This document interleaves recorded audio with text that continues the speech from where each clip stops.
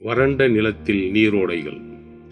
வறண்ட வயல்களால் சூழப்பட்ட ஒரு அமைதியான கிராமத்தில் யோசுவா என்ற இளைஞன் வாழ்ந்து வந்தான். ஒரு காலத்தில் கனவுகள் நிறைந்தவனாக இருந்த அவன் இப்பொழுது களைப்படைந்திருந்தான். பல ஆண்டுகளாக மழை பெய்யாமல் நிலம் காய்ந்து வெடித்திருந்தது அவனுடைய இதயத்தைப் போலவே. தன்னுடைய முயற்சிகள் மாற்றத்தை கொண்டு வரும் என்ற நம்பிக்கையில் யோசுவா ஒவ்வொரு நாளும் கடினமாக உழைத்தான். மகிழ்ச்சியை தரும் என்று வாக்குறுதி அளித்த விஷயங்களை தேடி அவன் ஓடினான். பணம், வசதி மற்றும் வெற்றி. ஆனால் அவன் எவ்வளவு அதிகமாக பெற்றானோ அவ்வளவு அதிகமாக வெறுமையை உணர்ந்தான். அவனது சிரிப்பு மறைந்தது, ஜெபங்கள் மௌனமாயின. அவனது இதயம் பேரிட முடியாத ஒன்றிற்காக தகிர்த்தது. ஒரு மாலை வேளையில் காய்ந்து போன ஓடையின் ஓரமாக யோசுவா நடந்து சென்றபோது ஒரு முதியவர் கரையில் உட்கார்ந்து மென்மையாக பாடிக்கொண்டிருப்பதை கண்டான். அந்த மனிதர் புன்னகைத்து, "மகனே, நீ தாகமாக தெரிகிறாய், ஆனால் தண்ணீருக்காக அல்ல" என்றார். யோசுவா முகம் சுளித்தான். நிலம் வறண்டு கிடக்கிறது, நாம் அனைவரும் தாகமாக இருக்கிறோம்.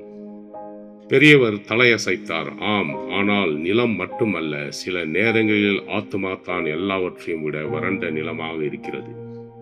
அவர் ஒரு சிறிய பைபிளை திறந்து மென்மையாக வாசித்தார். தாகமுள்ளவன் மேல் தண்ணீரையும் வறண்ட நிலத்தின் மேல் ஆறுகளையும் ஊற்றுவேன். உன் சந்ததியின் மேல் என் ஆவியையும் உன் சந்தானத்தின் மேல் என் ஆசீர்வாதத்தையும் ஊற்றுவேன்.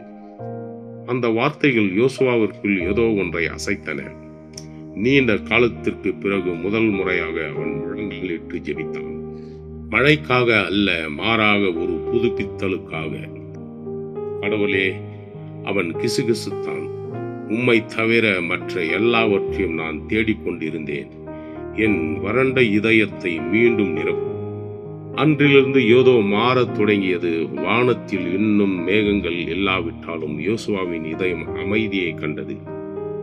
அவன் மற்றவர்களுக்கு உதவ ஆரம்பித்தான். உணவை பகிர்ந்து கொள்வது, தனிமையில் இருப்பவர்களை தேற்றுவது மற்றும் நம்பிக்கையை தருவது. வறட்சி காலத்திலும் யோசுவா தனக்குள் ஒரு நதியை சுமந்து செல்வதை மக்கள் கவனித்தார்.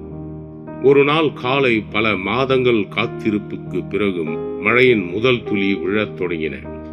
மெதுவாக வறண்ட நிலத்தை நனைத்தன. யோசுவா வானத்தை நோக்கி உயர்த்தி புன்னகைத்தான்.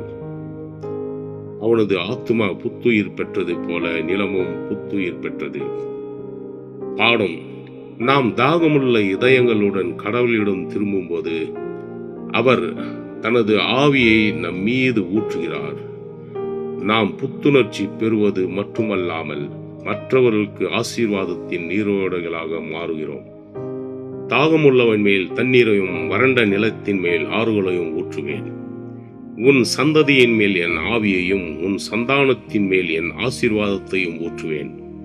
ஏசாயா 44:3.